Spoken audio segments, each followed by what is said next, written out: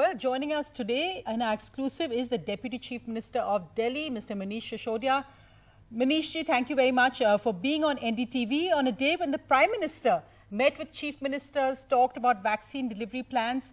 What is the situation today when we see Delhi, India's capital, being described as the worst city for corona in the world? It's the world's corona capital now. मैं इससे सहमत नहीं हूं। देखिए, दिल्ली में corona के case बढ़े हैं, पूरे इंडिया में बढ़े हैं, पूरे नॉर्थ इंडिया में बढ़े हैं। ये कहना कि दिल्ली आज कोरोना की वर्स्ट सिचुएशन में है, क्योंकि आज दिल्ली में बेटर हॉस्पिटल मैनेजमेंट है।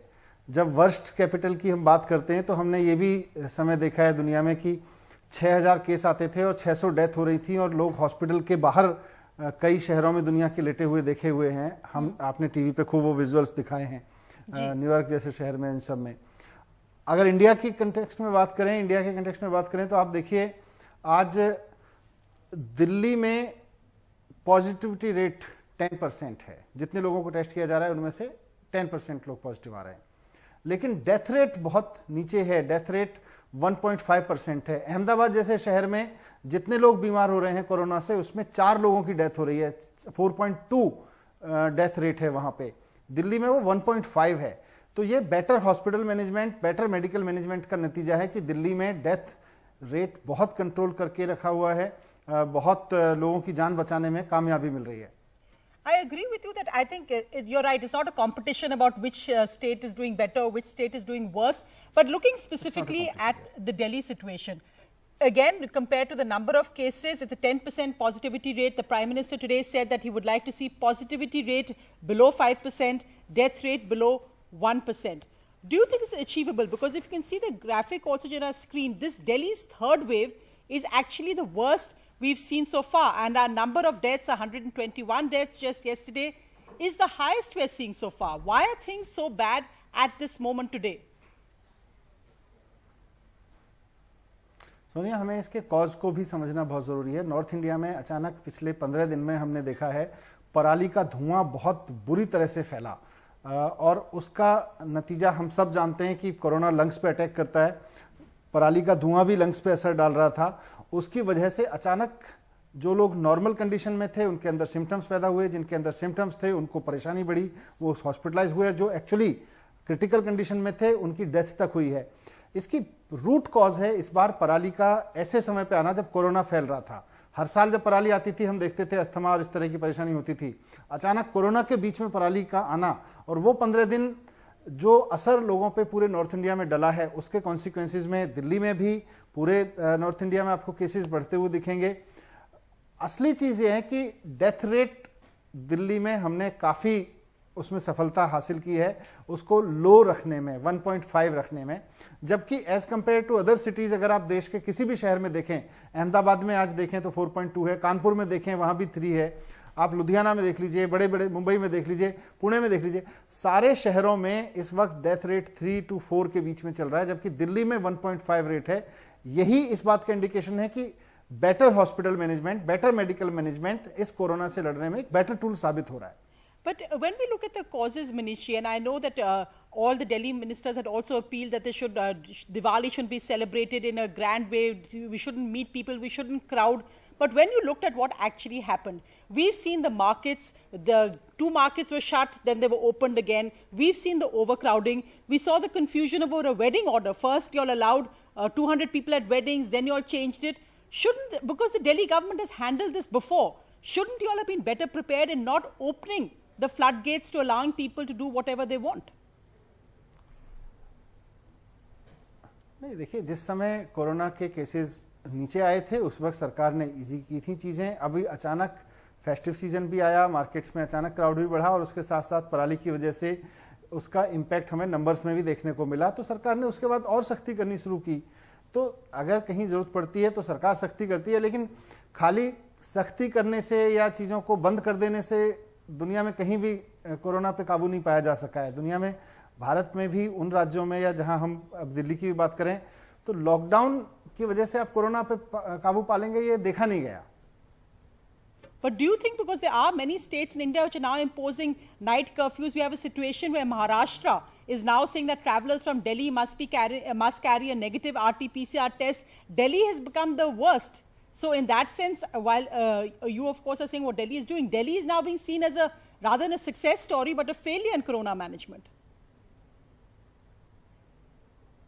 नहीं, मुझे नहीं लगता, क्योंकि ये तो सब डेटा सबके सामने रखा जाना चाहिए ना कि आप देखिए, इसीलिए मैंने कुछ शहरों के नाम लिए जहां से प्रधानमंत्री जी और गृह मंत्री जी दोनों आते हैं। अहमदाबाद में इस वक्त डेथ रेट, हर 100 आदमी जो बीमार हो रहे हैं कोरोना से, उसमें से 4.2 डेथ रेट चल रहा है। वहां पे 4 लोगों से ज्यादा की डेथ हो जा रही है।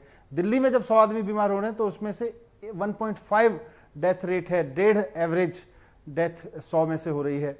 तो ये अपने आप में एक मैनेजमेंट का, दोनों का, वैसे आपने ठीक कहा कोई कंपटीशन नहीं है, पर जब आप मैनेजमेंट की बात करेंगे, वर्स्ट सिचुएशन की बात करेंगे, तो आपको देखना पड़ेगा कि डेथ कहां हो रही है ज्यादा, कंसर्न कहां होना चाहिए ज्यादा।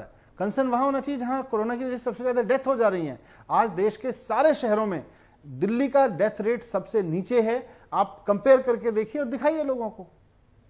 I don't know if you read, the health minister Harshvardhan ji in an interview today has said that it is embarrassing the situation Delhi is in. He said Delhi was forewarned.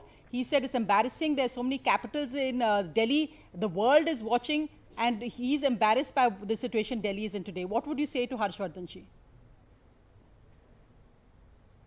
मैं हर्षवर्धन जी को भी request करूंगा कि इस वक्त politics ना करके, political statement ना देके, देश के स्वास्थ्य मंत्री के रूप में आप बयान दीजिए, उसके रूप में एक्शन कीजिए। आपने हमें 1 हफ्ते पहले कहा था, 10 दिन हो गए, कि हम दिल्ली को 750 वेंटिलेटर बेड उपलब्ध कराएंगे, 3 दिन के अंदर करा देंगे, 250 मंडे तक करा देंगे, उसके बाद 250 ट्यूसडे और उसके बाद 250 वेंसडे। आज 10 दिन हो गए, 200 बेड मिले हैं। तो केंद्रीय स्वास्थ्य मंत्री जी, थोड़ी सी ये जिम्मेदारी भी निभाइए कि जो कमिटमेंट आपने किया वही कर लीजिए। प्रधानमंत्री जी और गृह मंत्री जी जिस शहर से आते हैं, हो सकता है दिल्ली आपको एम्ब्रेस कर रही हो क्योंकि आपने बेड नहीं दिए, आपको अहमदाबाद क्यों एम्ब्रेस कर रहा है? अहमदाबाद में 4.2 रेट है, अहमदाबाद में भी तो लोगों की जान बचाने के लिए कुछ करिए। देश के गृह मंत्री हैं आप पूरे के, Of course, and I think that's देश के स्वास्थ्य मंत्री हैं। No, I think that's very important, avoiding deaths. But as we've seen, Manish ji, you of course have also recovered from COVID. One of the other big worries in COVID is now the other impact, the long symptoms that continue, whether it's impact on lungs, kidney, heart, clots. So it's not just about death. There's actually living with COVID is also something which is difficult. Why do you think people, and not just in Delhi but across India, seem to not fear COVID anymore? Why are people walking around as if everything is normal? How do we actually change that? मुझे लगता है, देखिए, लोग अपनी रोजी रोटी के लिए बाहर जा रहे हैं, किसी काम के लिए बाहर जा रहे हैं। त्योहार में भी फेस्टिव शॉपिंग से लेके फेस्टिव सेल तक सबके लिए बाहर गए होंगे। हम लोगों को सिर्फ और सिर्फ घर में बिठा के कोविड रोक लेंगे, ऐसा कहीं देखने को मिला नहीं। और मैं अभी फिर से कह रहा हूँ, खाली लॉकडाउन से कोविड रुक जाता तो अब तक रुक गया होता। हमें अवेयरनेस, सख्ती और बेटर हॉस्पिटल मैनेजमेंट, इन तीनों चीज़ों पर ध्यान देना पड़ेगा। अवेयरनेस टीवी भी कर रहे हैं, सरकार भी कर रही है, लोग भी अवेयर हैं, ऐसा नहीं है कि लोग अवेयर नहीं हैं, मजबूरी में निकल भी रहे हैं, कुछ गलतियां भी हो रही होंगी लोगों से। दूसरा, better hospital management.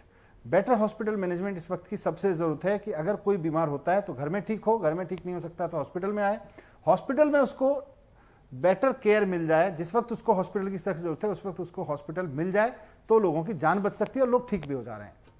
Doctors are saying that this is the most severe wave they've seen so far. Now, you and the health minister of Delhi have blamed this on fire, saying that this is only caused because of the pollution.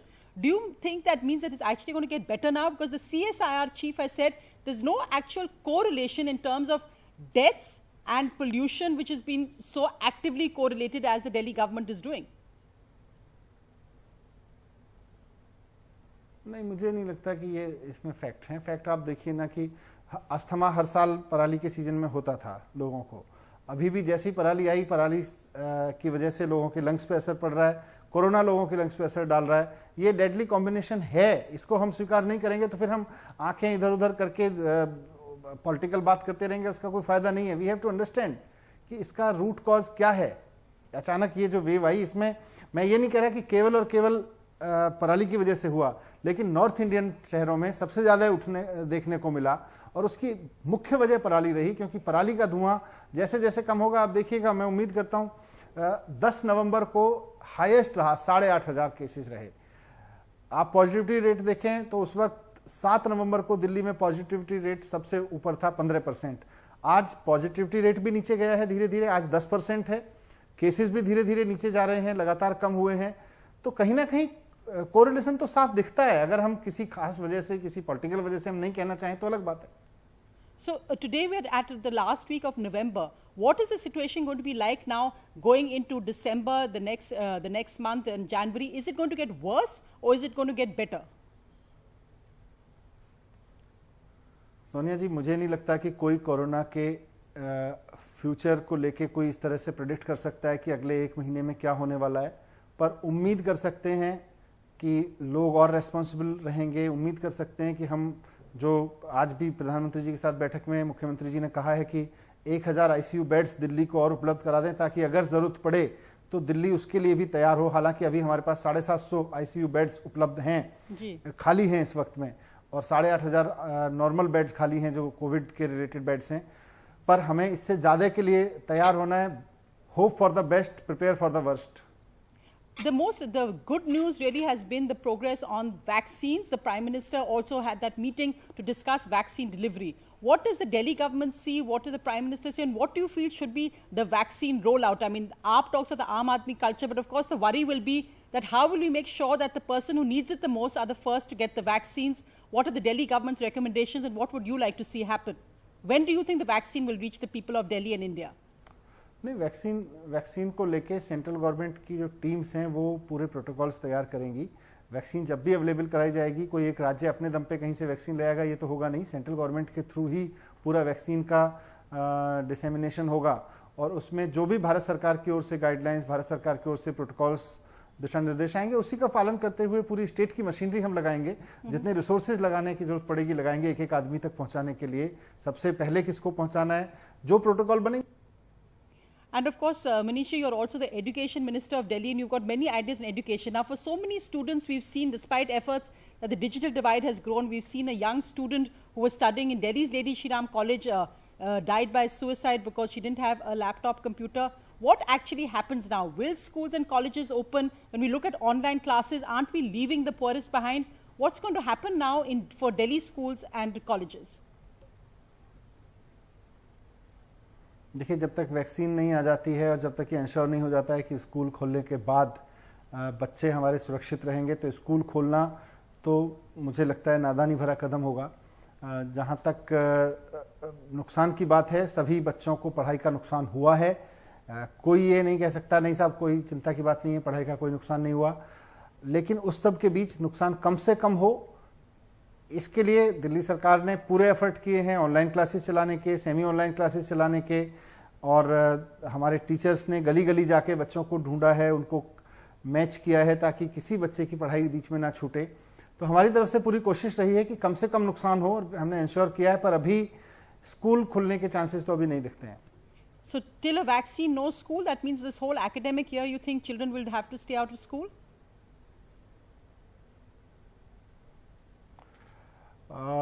फिर कैसे करेंगे? मतलब मुझे नहीं लगता कि कोई भी पेरेंट, मैं खुद भी पेरेंट हूं, कोई भी पेरेंट अपने बच्चे को तब तक स्कूल भेजने के लिए मन से तैयार होगा, मानसिक रूप से तैयार होगा, जब तक उसको ये इंश्योर नहीं हो जाएगा कि मेरा बच्चा स्कूल में जाके सुरक्षित रहेगा।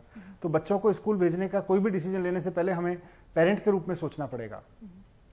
Finally, as you said, none of us can predict the future of corona, but we do have hindsight. Do you think the Delhi government could have done differently to make this third wave not so severe as it is currently? And how do we go ahead, because we're still in the peak of the third wave, how do we actually go ahead to make sure it comes down? देखिए, मुख्यमंत्री जी एक policy जो उन्होंने, मैंने आपको अभी जिक्र किया कि prepare for the worst, hope for the best पे काम करते रहे हैं लगातार पिछले 8 महीने में। आज अगर कोरोना के केस बढ़े और उसके बावजूद 8,500 बेड खाली हैं, तो वो किसी प्रिपरेशन का ही नतीजा है कि 8,500 बेड अभी भी खाली हैं और लोगों के लिए उपलब्ध हैं। अगर 750 आईसीयू के बेड्स खाली हैं तो उसी प्रिपरेशन का ही नतीजा है। अगर प्रिपरेशन नहीं कर रखे होती तो आज हमें क्राइसिस मच गया होगा, त्राही त्राही मच गई होती। तो ये सब इसलिए हुआ। हम पराली पे रिसर्च कर रहे थे, पराली का एक सॉल्यूशन दिया। अगर समय रहते पराली का सॉल्यूशन बाकी राज्यों ने अडॉप्ट कर लिया होता तो शायद पराली को रोका जा सकता था। पर 24 घंटे लगातार मुख्यमंत्री जी तैयारी कर रहे हैं, सोते नहीं है बहुत बार मुख्यमंत्री जी, सारी टीम्स के साथ रिव्यू करते हुए निरंतर काम हो रहा है। और इससे ज़्यादा और क्या आप सोच रहे हैं? Manish Sisodiya ji, thank you very much for joining me on this at this time. As hopefully now we are prepared. Hopefully the peak will come down with the latest numbers. Let's see. But the biggest challenge, of course, is also scaling up RT-PCR tests. Thank you very much for joining me and answering all the questions. Thank you.